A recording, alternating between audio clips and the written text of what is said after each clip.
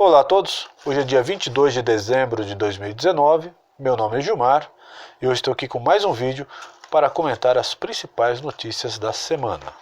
Hoje eu pretendo fazer um vídeo mais curto, fazer comentários breves sobre dois acontecimentos importantes ou duas notícias importantes.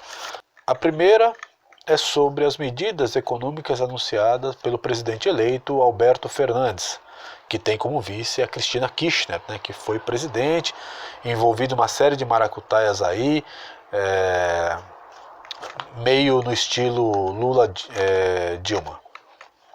Então, a situação da Argentina é uma situação econômica muito grave, eles estão numa decadência econômica já há algum tempo.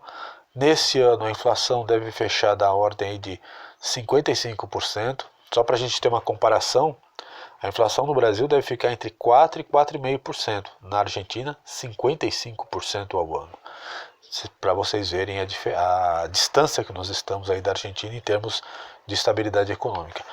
Claro que a inflação alta ela vai penalizar os mais pobres, né? Ela é o grande vilão aí, o grande produtor de pobreza é a inflação. Então quais são as medidas? As principais. O governo deve pagar aí uma espécie de bônus para os aposentados de 5 mil pesos, o que equivale mais ou menos a R$340. Comparando com o Brasil é nada, né? Para você ver que na Argentina aí a situação é bastante grave. Outra medida é o congelamento das tarifas de energia. O governo do Macri, que é o que estava anteriormente, ele tinha a intenção de acabar com os subsídios estatais sobre a energia. Ele não conseguiu fazer isso em boa medida porque se você acaba com o subsídio, a tendência é que as tarifas aumentem e iria penalizar mais ainda a população. Então é um tema bastante complicado e que o Alberto Fernandes agora resolveu congelar as tarifas de energia. Aumento do imposto sobre bens.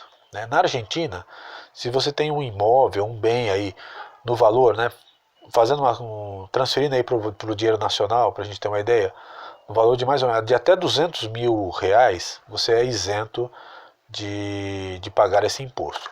A partir disso, você pagaria aí um valor da ordem de 0,5% sobre o valor do imposto. Essa alíquota mudou, foi para 1,5%, um aumento de mais de 100% nesse valor.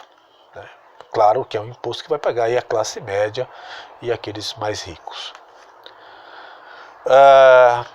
30% de imposto sobre compras feitas em dólar, ou se você comprar dólares para ter em casa. Então, se você faz uma compra de uma passagem de avião, por exemplo, e você paga em dólar, essa transação vai ter aí 30% de imposto. Isso pode trazer impactos, inclusive, para o Brasil, porque no verão, principalmente ali na região sul do Brasil, muitos argentinos vêm passar o verão no Brasil. Com essa tributação, pode ser que isso acabe ficando um pouco mais caro e inviabilize aí alguns de virem para cá. E isso certamente vai afetar o turismo no Brasil. Existem algumas agências de turismo que já estão prevendo aí uma queda do fluxo de argentinos para o Brasil nessa época de férias aí, de verão, né? Férias de começo de ano, férias de verão. E isso, evidentemente, traz impacto para o Brasil. Uma outra medida que foi tomada que também pode trazer impacto sobre o Brasil é o imposto sobre exportação. Então, a soja deve ser tributada em mais ou menos 33%, o trigo e o milho em 15%.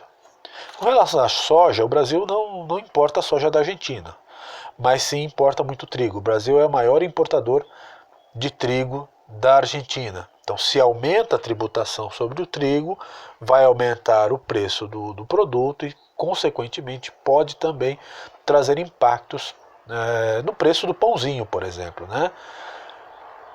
Então, essas medidas aí podem causar algum impacto no Brasil, além do que alguns economistas aí estão dizendo que elas acabariam se tornando inviáveis, porque é aquela história, você fica aumentando imposto, chega uma hora que isso não se sustenta e a arrecadação acaba caindo. Porque o Estado aumenta o imposto para arrecadar mais, mas se ele aumenta muito, o efeito é o contrário, tem até teorias aí econômicas sobre esse fenômeno, Então a situação da Argentina é complicada, a gente tem que acompanhar porque a Argentina é o principal parceiro econômico do Mercosul, é a segunda economia da América do Sul. Então isso, tudo que acontece lá de alguma maneira influencia aqui também no Brasil.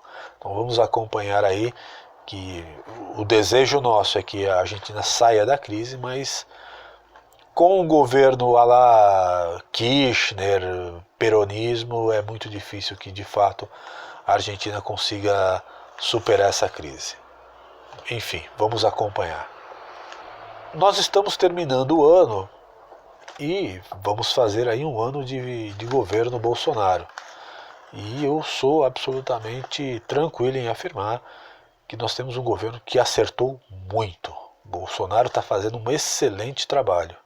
Com toda a crítica da imprensa, a imprensa tentou massacrar o Bolsonaro, tentou desmoralizá-lo de todas as maneiras possíveis, não conseguiu, porque primeiro os resultados estão aí e segundo o apoio que ele tem, né, porque o apoio popular para um novo projeto ainda é muito forte. Então, o Brasil está com crescimento econômico abaixo? Sim. O Brasil pode fechar o PIB, aí, o aumento do PIB da ordem de 1 a 1,10%. Ainda é pouco? Sem dúvida. Mas o que nós estávamos vendo aí no período da Dilma, que nós chegamos a ter a pior inflação da nossa história, o que está sendo feito agora é fantástico. O Brasil ainda vai ter déficit nas contas correntes? Sem dúvida, mas bem menos do que se tinha antes. A taxa de juros no Brasil é a menor da história. Isso barateia o custo do dinheiro, além do que também diminui a quantidade de dinheiro, de dívida, né, que o Brasil paga, né, dessa amortização de juros. É mais uma economia. A inflação brasileira está sob controle. Se na Argentina está a 55%, na Venezuela nem dá mais para contar quanto que tem de inflação, no Brasil ela está estável e deve fechar aí no máximo a 4,5%. Uma inflação estável que permite planejamento, permite previsibilidade, consequentemente mais segurança para investimento. Isso tudo por mérito do presidente Bolsonaro, do ministro Paulo Guedes. O Brasil está tentando abrir novos mercados, com a ministra da Agricultura viajando o mundo aí, oferecendo os produtos brasileiros.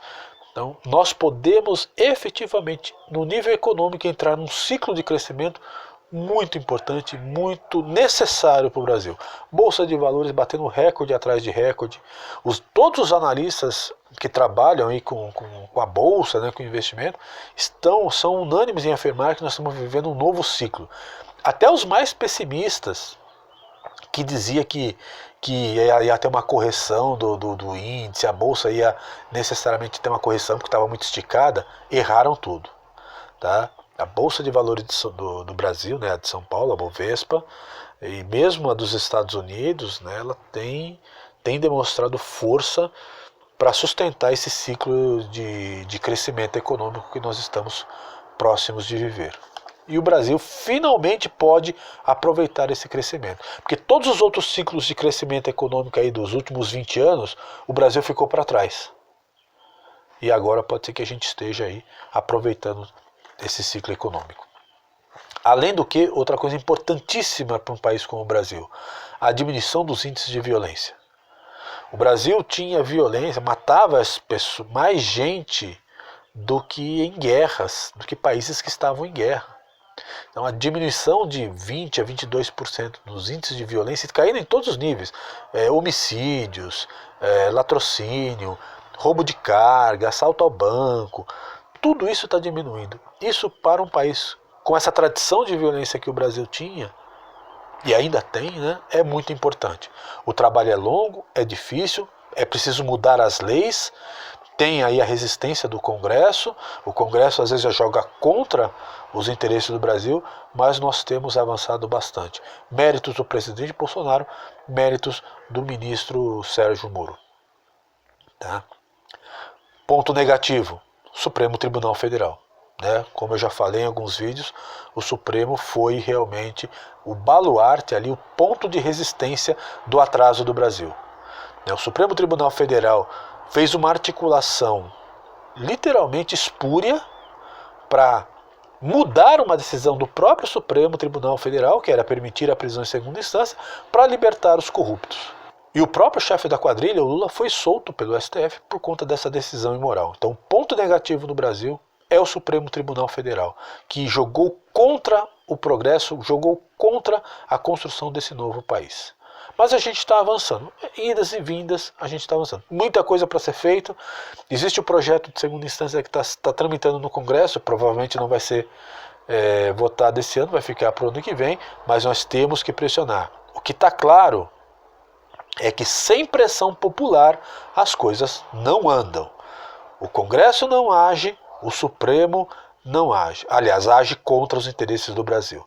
Então nós precisamos ficar alertas. Nós estamos num momento chave, não dá para ficar de braços cruzados.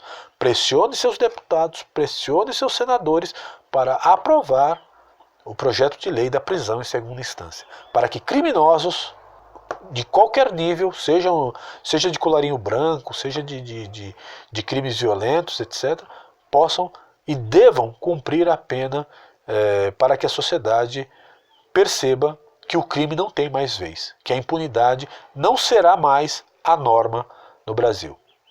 Mas o que nós tivemos até hoje, nesse ano, méritos do presidente Bolsonaro. E o Supremo Tribunal Federal jogou contra os interesses da nação.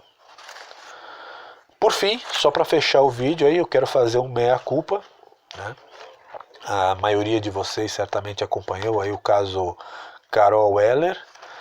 Carol Weller é uma moça, né, que é uma homossexual e que desde sempre, desde a campanha eleitoral do ano passado, esteve aí na linha de frente do apoio ao presidente Bolsonaro.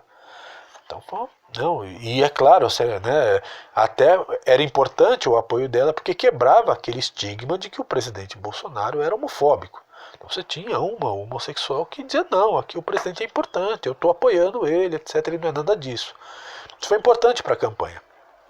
Ocorre que semana passada a Carol Weller se envolveu num conflito aí, ela saiu bastante machucada, e a primeira versão que apareceu da história é que ela estava num quiosque ali no Rio de Janeiro, perto da praia ali no Rio, e um cara parece que se engraçou com relação, né, assediou a namorada da Carol Weller, e a Carol Weller acabou ele acabou batendo na Carol Weller por conta disso. Teria ofendido ela e batido nela. Não foi isso que aconteceu.